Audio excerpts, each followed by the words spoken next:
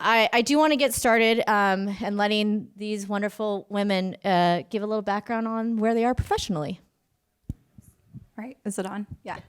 Okay, so I'm Leanna. I've been at Mattel for 7 years as of next month, which is kind of crazy. Senior manager on the media team, managing the dolls portfolio. Background mostly in media planning, buying, and strategy.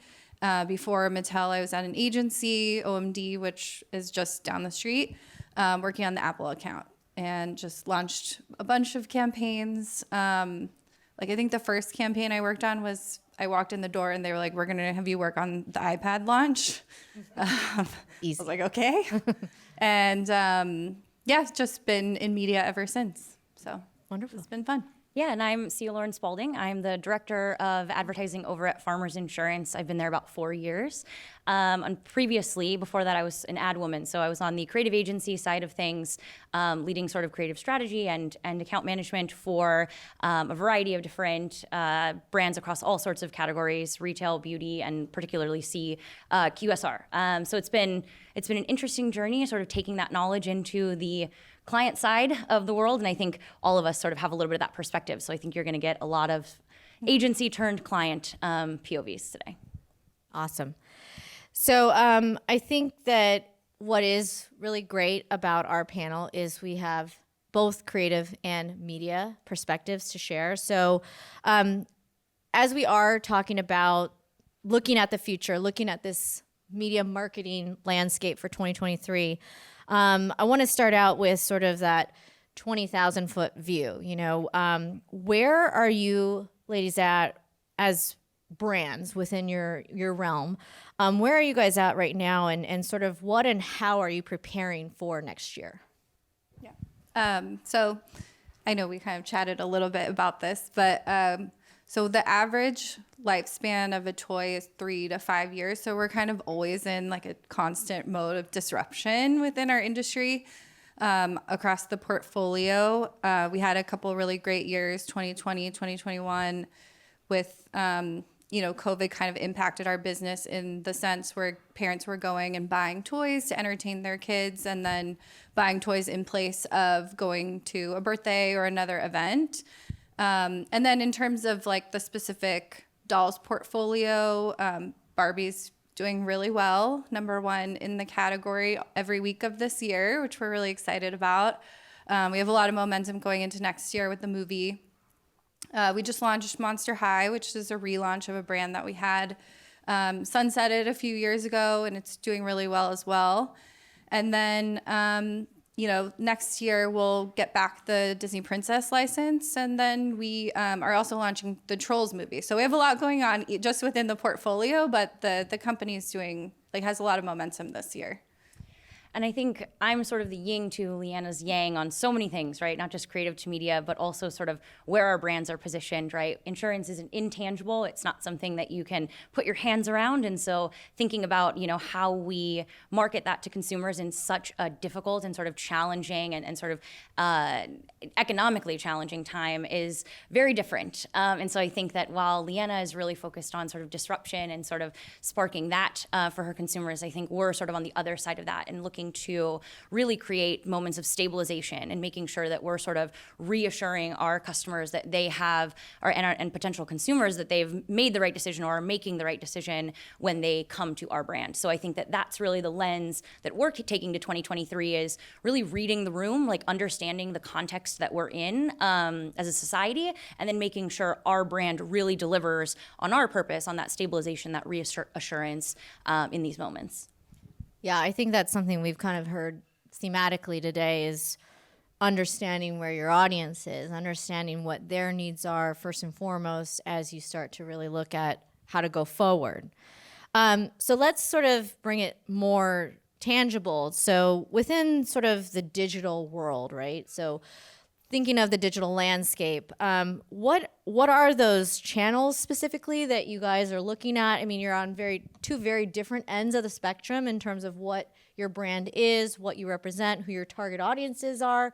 So what does that look like for Mattel? What does that look like from Farmers Insurance, and sort of how that's going to go into next year? Yeah, so transparently, we're still planning next year. But we are kind of thinking about it a couple different ways. Like, so from a bird's eye view, we're focusing on prioritization. There's a quote that we stole from Sheryl Sandberg at Facebook that keeps going around our office, where it's not prioritization unless it hurts, which we've been using a lot. And then kind of like what we were saying, going back to the basics. So, next year there might be some economic destabilization. So how do we go back to the basics and make sure our basics are really all working and the foundation is there? So things like measurement, having that test and learn mentality, and then, but, kind of still thinking long term and not cutting your brand budget just because there's short term things happening in the marketplace.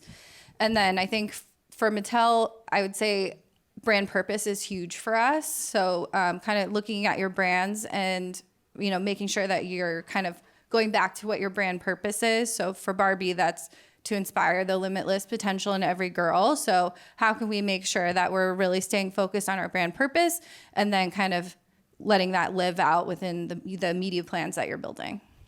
Yeah, I think back to the basics is sort of a really key thing for us as well. I think we're thinking about not just are we doing it right, but are we doing the right things? And so as we approach the 2023, we're sort of reevaluating all of those tried and true things that we've been looking at and making sure that those are still right? It's not just sort of leaning on what we've learned, but sort of reevaluating that those are still the appropriate places to be and that we're doing the right things in those places. And then I think as we take a creative lens to it, we're also really thinking about balancing efficiency and authenticity. So I think that we have a smattering of new media channels to be in, and that's really exciting, and I think we want to be everywhere, but it's kind of like, we don't just want to show up to the party, we kind of want to make a splash, right? And so we want to make sure that if we're in those places, we're doing the right things. And I think that that's really challenging creatively, at least right now, to sort of balance efficiency with authenticity, because we're navigating a really interesting moment, I think, when it comes to creative. And we're sort of going from this world that was sort of led by Instagram, where everything is glossy and it's nice and it's sort of retouched and wonderful. And now we're getting into more TikTok, which we've heard a lot about today, where everything is a lot more raw and more real. And so as creative teams, like, we're trying to figure out how do we make sure that we can deliver on the media asks, right? That we're making sure that we're in all these places appropriately, and then we're not doing it with billion-dollar budgets, right? Like, we need to make sure that we're able to capture that content efficiently and sort of maximize how we're approaching the development of that work to be everywhere in sort of a meaningful way. So I think that's kind of our big focus, is really how do we make sure we show up in those places appropriately, and how do we do that in a way that doesn't break the bank? Right. And so from I think one of the things that the three of us had chatted about that both of your brands need to think and consider heavily as you look at digital channels is privacy, because you both have certain sort of rules and regulations you have to be within. Do you want to speak a little bit about that for each of you? Yeah. So obviously as a kids brand, like, we take privacy and all of the rules and regulations like incredibly seriously.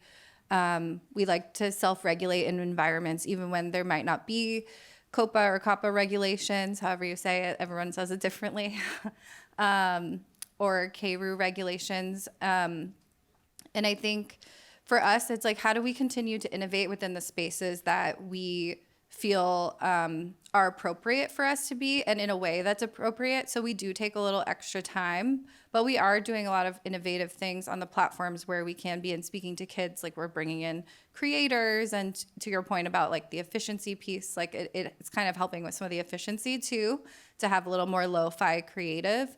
And we're kind of using them as little proxies for personalization in ways that we can't target for kids. So it's like, how do you find a creator who has the same interests that align with your audience? So I think there's doing creativity within the framework of the legal space that you can work in.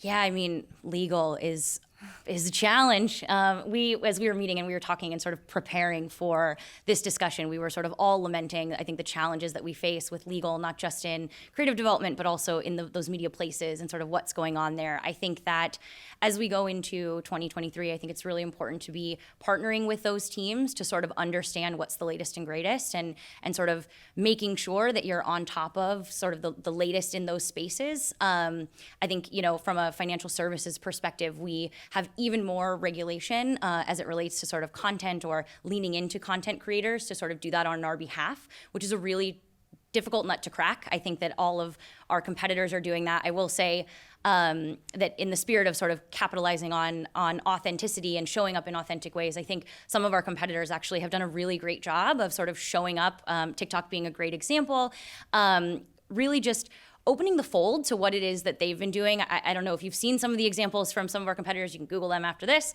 But they sort of talked about all of the legal regulations that go into creating TikTok content, right? It's like, it's so hard to be here because all of these different stipulations are sort of put on us. And I thought that was such an interesting example. And obviously it hits close to home working in insurance.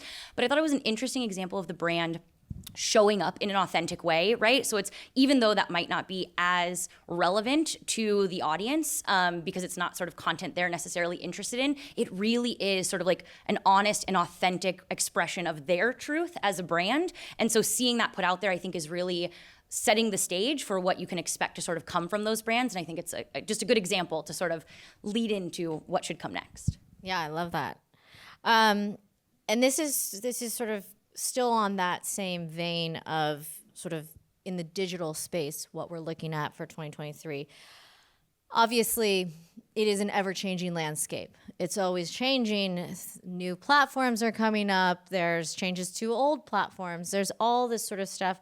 What are those tasks or tools that you are charging your teams with to sort of, continually stay within that, realm of understanding what it is? How do you guys grapple with that internally at your brands? Sure. One of the things that we're thinking about a lot is measurement for kids. So, you used to be able to put your spot on TV, reach like 80% of your audience, and we could wipe your hands and say, I'm done with Q4. And obviously that's not the case anymore. We're seeing with all this digital fragmentation and, the different walled gardens, the streaming services, you can't really understand holistically like what's going on with your campaign.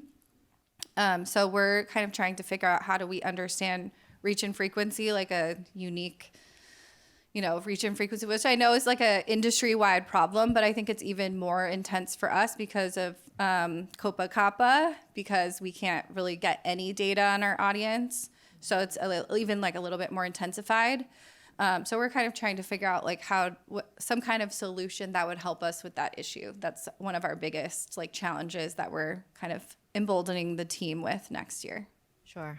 Yeah, and I think, planning is really important, but everybody has a plan until they get punched in the mouth, So I think that for us, it's really about planning to pivot. And so it's not just laying the foundation for how we're planning to approach each of our different channels and sort of the creative development, but it's really getting pretty clinical about how it is that we're going to be assessing the work, right? Taking it back to measurement, what it is that we're going to learn as we run that and we're going to take in and use that. And then how are we going to pivot? So what are the moments in the year that we want to make sure we connect with all those partners, like double down with all of our digital people and set time aside to make sure that we're up to speed on the latest changes in any algorithms, that we're tracking with what's going on. I think it's really nice to say that we're going to sort of like keep our finger on the pulse and like really be managing that every day. But I think without carving out those times and making sure that you have moments sort of in the year dedicated to really evaluating and doubling back with all of your partners, sort of understand what's going on. That's how you can ensure that you're going to get around to doing it. So it's not necessarily meant to mean that you put it off until a certain set day and time. I think everybody's always trying to keep abreast, but I think it's making sure that you've planned moments where you're going to calibrate as a team, calibrate with your partners, and make sure that that plan is still appropriate, or whether or not that should be pivoting in any way. Yeah. I feel like that measurement piece is so important for next year, like all these macroeconomic factors. Like we want to know really quickly if something's working or if something's not. So how do you create that framework and get everyone on board, and then kind of, keep everyone accountable. Yeah, and having those moments when it's like these are the times we're going to have that information, and then what are we going to do, right? And so making sure that everybody knows these are the milestones where we're going to have that data, and then what are we going to do with it? Right. And it's the communication between everyone. I think that's where things can get lost in the data, right? Just bringing it back to connecting, right, with your internal teams, your partners, everything like you just said is so important to be able to continually pivot or navigate or do whatever. So I think that's absolutely brilliant. So something to sort of end on fun. What does excite you? What is exciting about 2023? You know, we're in this time frame of closing out 2022, and the world is just peachy keen all the time. What is that exciting moment that or thing or opportunity, or even within your own brands, the messaging that you're looking at? What is that for you guys? So I kind of was thinking about this in two different ways. One for target audience of kids and one for parents, because those are kind of the two main audiences that we speak to. So for kid, I think it's about continuing to drive engagement with our key audience. How do we get them, continuously interested in the brand and stay with the brand longer? Obviously, we have that great movie moment coming next year. So how do we drive a lot of engagement off of that? And it's experimenting in new platforms. So with Barbie and Polly, we ran a Roblox execution this year. It just ended. If anyone's interested, you can check it out. There's a couple articles about it. But we were seeing the engagement through the roof, and the partner said we ended up breaking some of the records for the best launch in terms of visits and engagement. So I love the idea that someone's spending a minute, 2 minutes with my brand that you're not getting anymore through a TV commercial.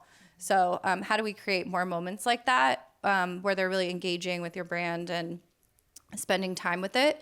And then for parents, I think it's the evolution of our Adult Can Help Change the World campaign. So we did a campaign that launched in 2021. It was all around this research that we partnered with Cardiff University. They found that when kids are playing with dolls, it activates the same area of your brain as having empathy in another person. So when you're acting out that storytelling, even if you're playing by yourself, you're gaining these skills that you can use within your everyday life, and having empathy towards others. So it's a little bit more softer skills than maybe a Lego and building. But we were really excited about that. So we built a whole campaign around it, launched it in 2021, felt like it was a really great message for, COVID at home, those types of times. But I think it's really relevant now. And so we're continuing to work on the research and then kind of putting that into a campaign. And then in terms of how it kind of translates into media, obviously we have this really great feel-good message, but we've been tasked with finding a feel-good media placement that gives you that same emotion when you're, watching the ad. So we partnered with Hulu, created a custom playlist. We partnered with, and the playlist was all about feel-good programming, like a This Is Us finale, or something that kind of makes you feel good. So it's fun. And then partnered with YouTube, did a whole Mother's Day package. And then we partnered with Washington Post, did this kind of news hub that we called the Empathy Issue. And we put all this feel good news in there, and just kind of to spread a little joy in the world. So I think next year it's how do we evolve that and kind of continue working with the new research that we're working on. So we're really excited about it. That's wonderful. More empathy is always good. Always a good Always thing. good. I'll go so specific. I'm really excited about CTV. and sort of the opportunity that presents. I think that there is sort of this outstanding debate on whether or not we should be thinking about that more like linear television, whether or not that should be digital, how that sits and how we think about it from a media standpoint, and then also how we approach it creatively and sort of how we develop for that channel. And so I think that I get really excited because I think it is sort of a new problem to solve, but it's a very challenging one that's going to require a ton of collaboration from all of our different partners. It's going to require holding hands with the media team and our research team and our creative teams to sort of really understand how we should be thinking about that channel and how we should be approaching the creative for that and how we should be tying back the measurement. I think it's really exciting that we're going to sort of get a look at what we would traditionally think of as more comparable to television, but with more of that sort of connected data-rich, sort of in that connected data-rich environment. And so I think that for me, as I think about 2023, that's sort of a big area of focus for us that's also going to sort of inspire a lot of collaboration across our different teams and be something that we can sort of work on together. Love it. That's great. Well, you guys are both fabulous, and I appreciate your answers. At this point, I'm going to turn it over to the audience to see if there are any questions. Yeah, real quick, Leanna, I hate to pick a fight with you because I know you'd wipe me all over the floor here, but I'm going to push back a little bit on your opening statement of, product lifestyle, 3 to 5 years. I mean, you come to my house, it's 3 to 5 minutes. I mean, so if you ever need a second opinion, I'll offer up Vipe 2.0 to you. Okay. Sounds good. So, questions, folks? Yeah, right back here.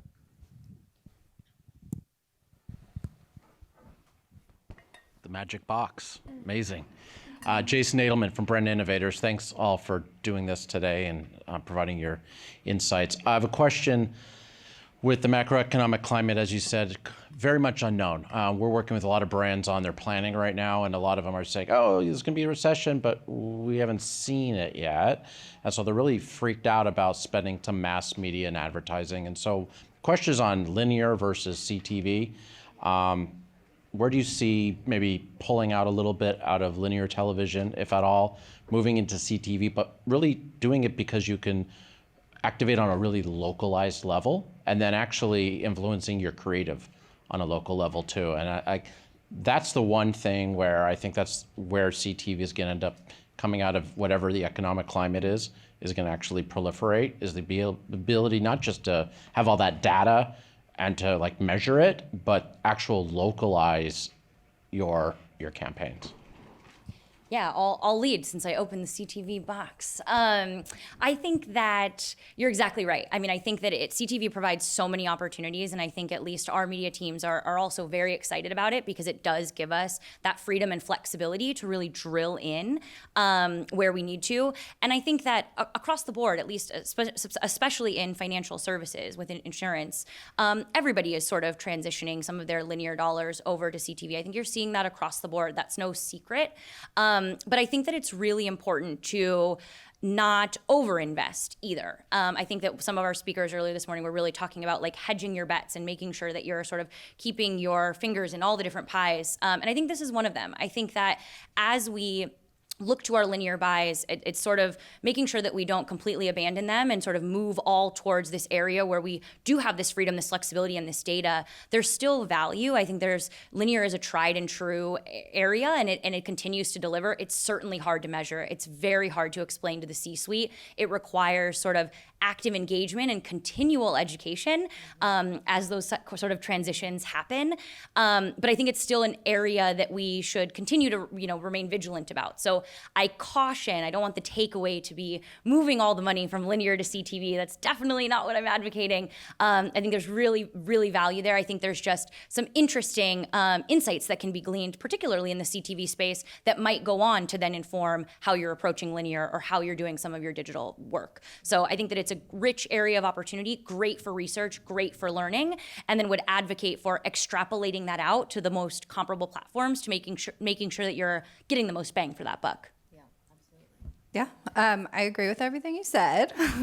But yeah, I think it's all about following your audience. So what's your audience doing? Taking cues from your audience, There is still an audience on linear, and people do consume linear a little differently.